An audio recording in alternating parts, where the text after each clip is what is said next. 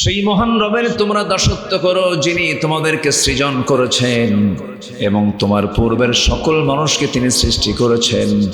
সেই মহান রবের তোমরা গোলামি করো।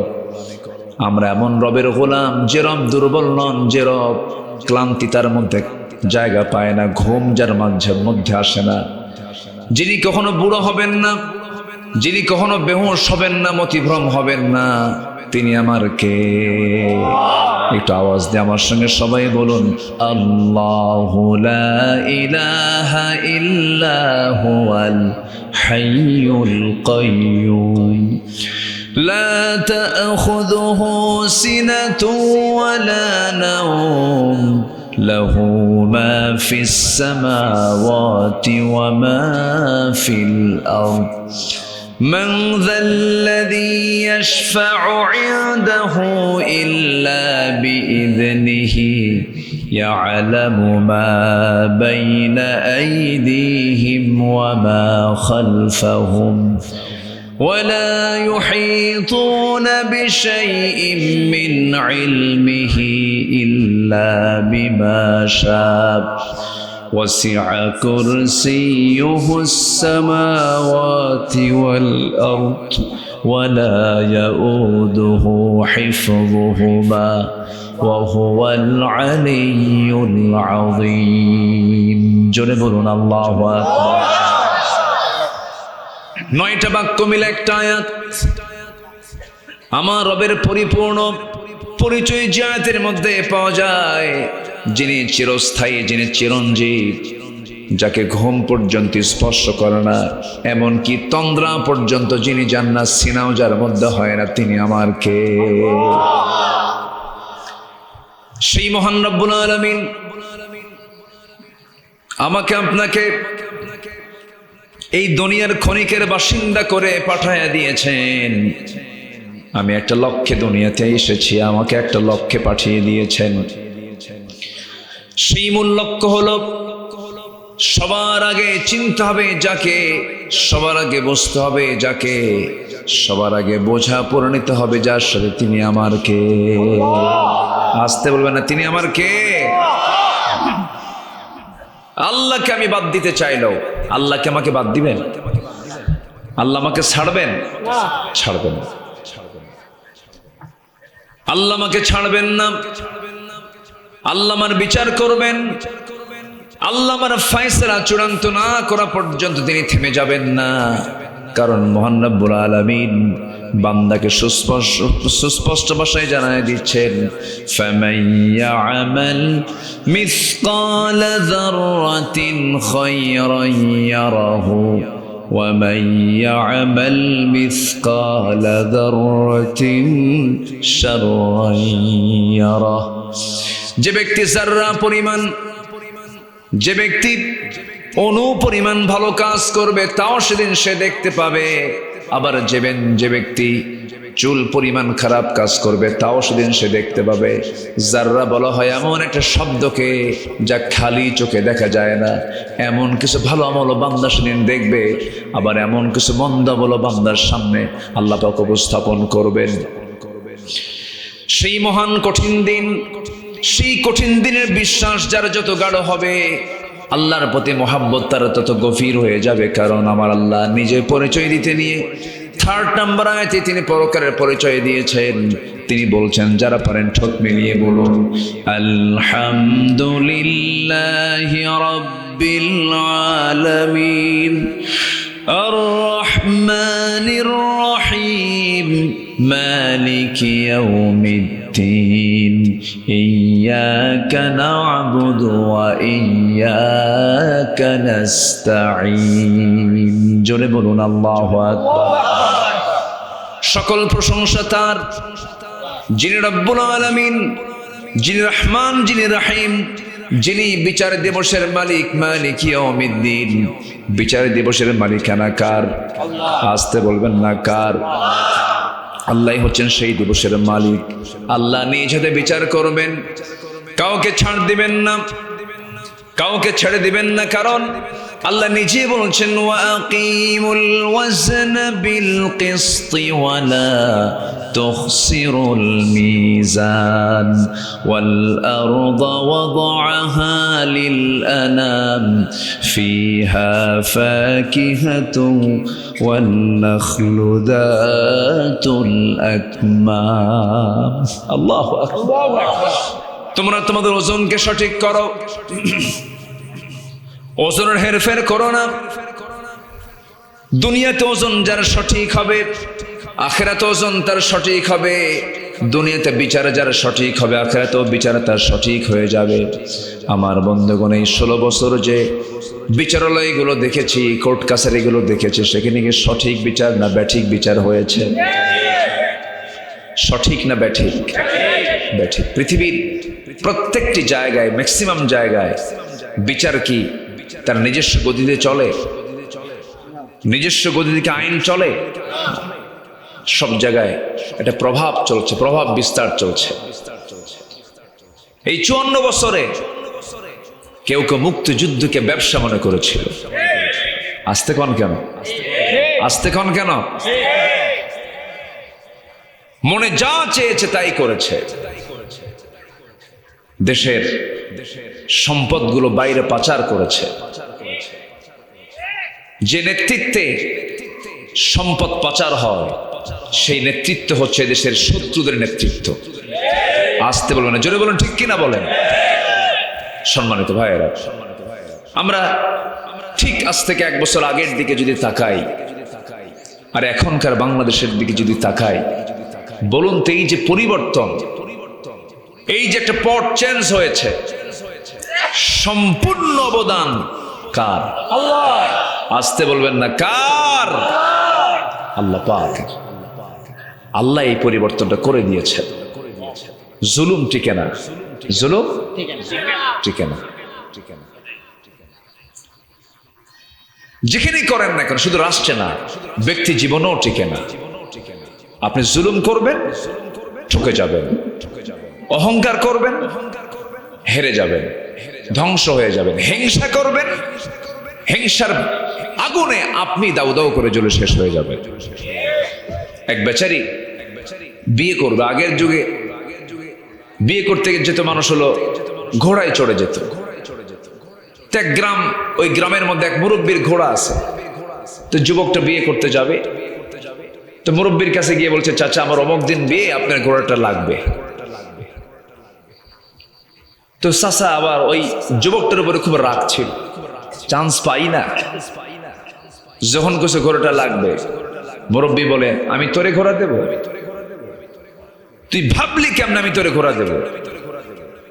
জব্দ হয়ে চলে আসছে বাড়িতে। মসজিদে গেছে কদরের রাত্রিতে।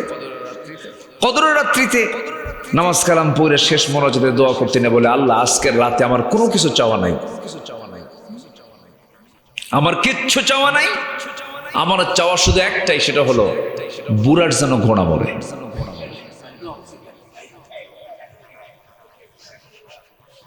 বুড়ার যেন ঘোড়া মরে। এরকম লোক তো মনে হয় আমার দেশে নাই, মনে হয়। আসতে বলবেন না, আছে না? নাই। তো বলে দোয়াটা করে বাড়িতে আসছে। বাড়িতে এসে দেখে তার বৃদ্ধা মা কান্দে। তো সন্তান মাকে বলে, মা তুমি আজকে কদরের রাত তুমি এরকম করে করে আওয়াজ দিয়ে দিয়ে কান্দো কেন? বাবা তোর গরু মরছে। কি মরছে? তাহলে মালাকুল মউত দোয়ায় আসছে কিনা বলেন? কার কাছে আসছে? যাওয়ার কথা কার কাছে? ঘোড়ার কাছে না যায় আসছে কার কাছে? গরুটা কার? নিজেরই গরু। সম্মানিত ভাইয়েরা, হিংসার ফলাফল এমনই হয়। অহংকার আল্লাহ পাক সঙ্গে সঙ্গে চূর্ণ করে দেন। মেধাবী ছাত্রগুলো বলে ফেললো, আমিও ঢাকা ইউনিভার্সিটির ছাত্র ছিলাম, ভাঙ্গাচোরা পড়াশোনা করেছি। ঢাবিতে যারা পড়াশোনা করে তারা মেধাবী। এদেশের বিভিন্ন আন্দোলনে ঢাকা বিশ্ববিদ্যালয়ের অবদান আছে না নাই বলেন তো?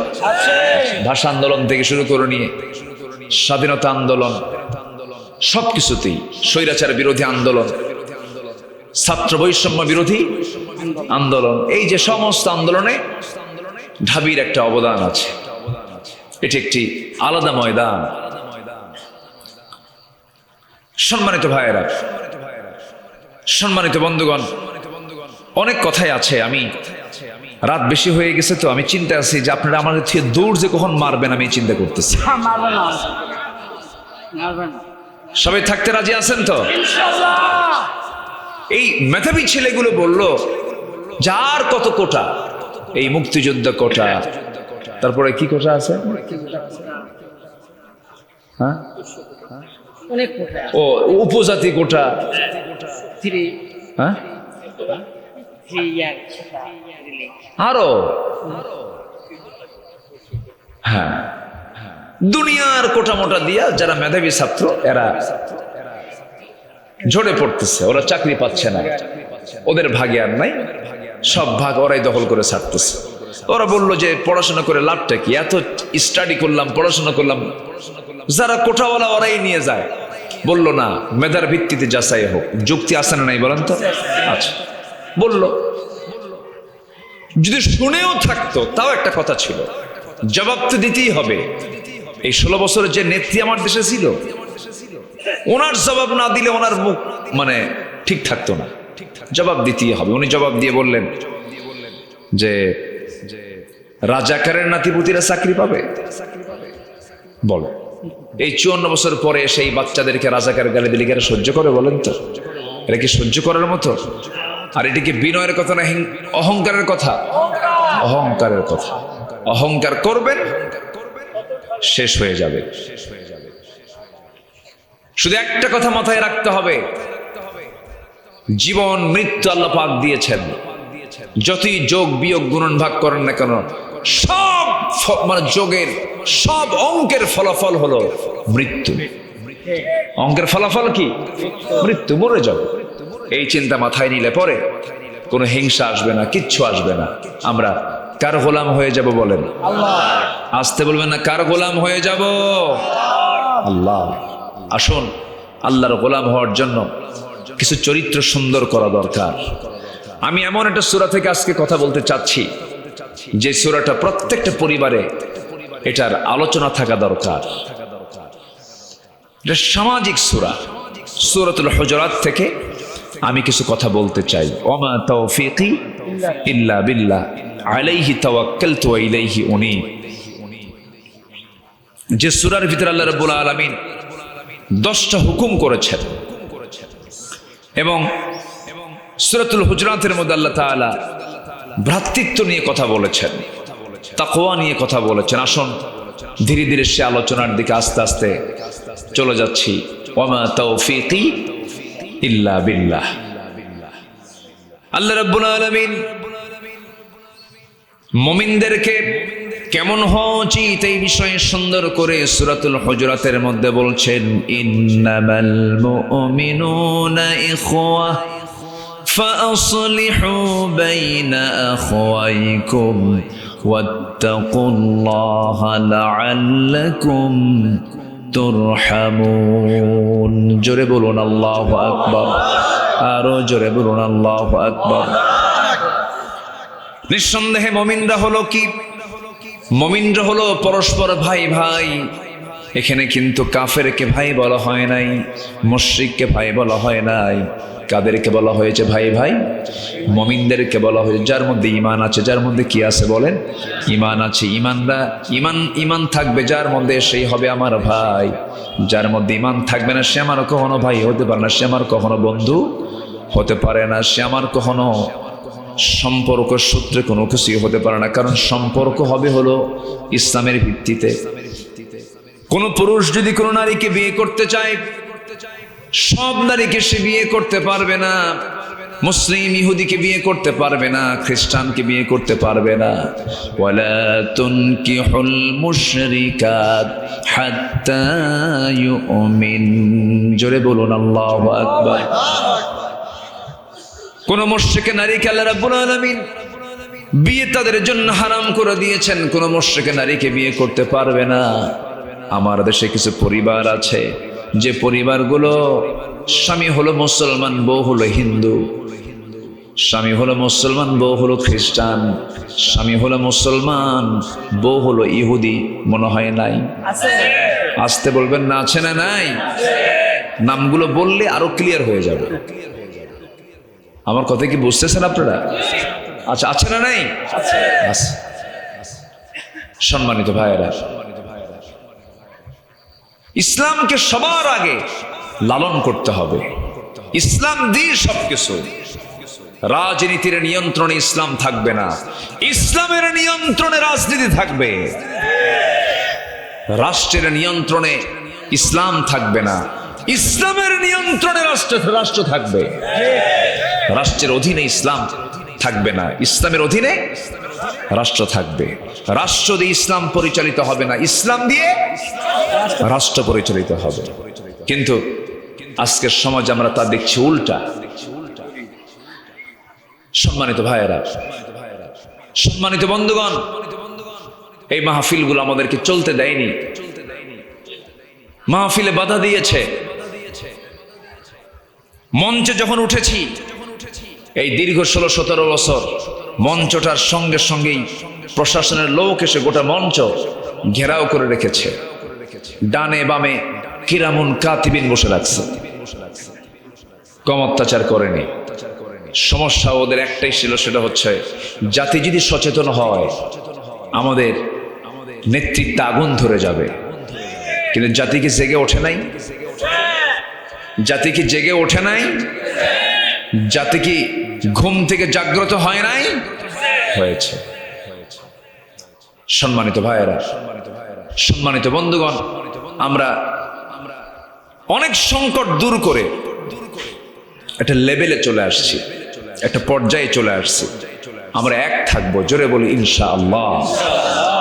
কে কোন দল করি এটা ভাবার আগে ভাবতে হবে কি আমি আল্লাহর গোলাম হতে পেরেছি কিনা, আমি আল্লাহওয়ালা হতে পেরেছি কিনা, আমি আমার আল্লাহকে বন্ধু বানাতে পেরেছি কিনা। সবচেয়ে বড় চ্যালেঞ্জ এটাকে মাথায় রাখতে হবে। মুমিনরা কেমন হবে? কোরআন সুন্দর করে জবাব দিচ্ছে।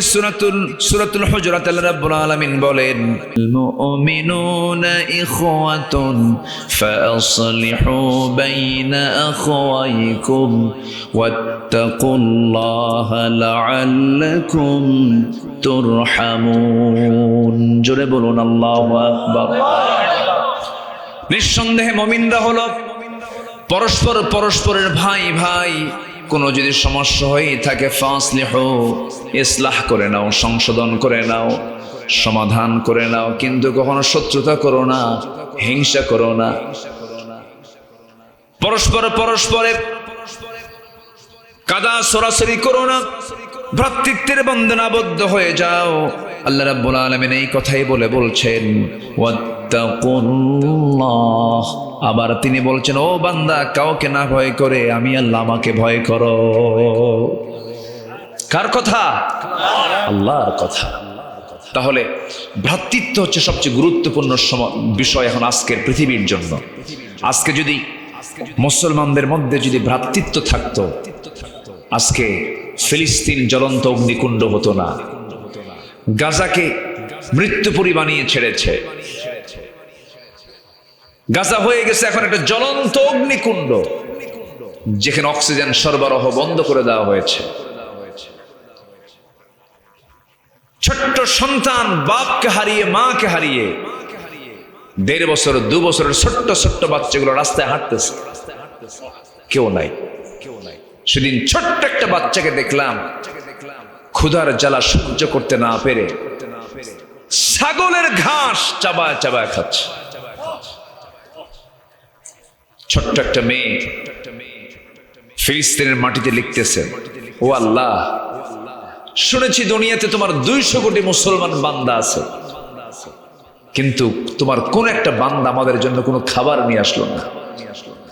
শুনেছি আল্লাহ তোমার জান্নাতে নাকি অনেক খাবার আছে, আমাদের মৃত্যু দাও, আমরা জান্নাতে গিয়ে খেতে চাই। সম্মানিত ভাইয়েরা, এগুলো কেন হচ্ছে? আমাদের মধ্যে ভাই ভাব আছে, ভালোবাসা আছে, ভ্রাতৃত্ব আছে? জমি কেনে একজন, আরেকজনের হিংসায় ঘুম হয় না, আছে না? জমি কিনছে একজন, একটু ভালো জমি কিনছে, ও যে জমি কিনছে এই টেনশন, আরেকজনের ঘুম নাই। কি পরিমাণে হিংসা! আমার বন্ধুগণ, আজকে যদি মুসলমানদের মধ্যে যদি ভ্রাতৃত্ব পয়দা হয়ে যেত, যদি মুসলমান যদি পরস্পর ভাই ভাই হয়ে যেত, আজকে এই করুণ দৃশ্যগুলো দেখা লাগতো না। আল্লাহ রাব্বুল আলামিন আরেক জায়গায় এই আয়াতের অনুকূলে আরেক জায়গায় বলছেন, واعتصموا بحبل الله جميعا ولا تفرقوا واذكروا نعمة الله عليكم إذ كنتم أعداء فألف بين قلوبكم। আমার বন্ধুগণ, আল্লাহ রাব্বুল আলামিন বলছেন, ও বান্দা, সকল ভেদাভেদ ভুলে ভ্রাতৃত্বের বন্ধনে আবদ্ধ হয়ে তোমরা আল্লাহর রজ্জুকে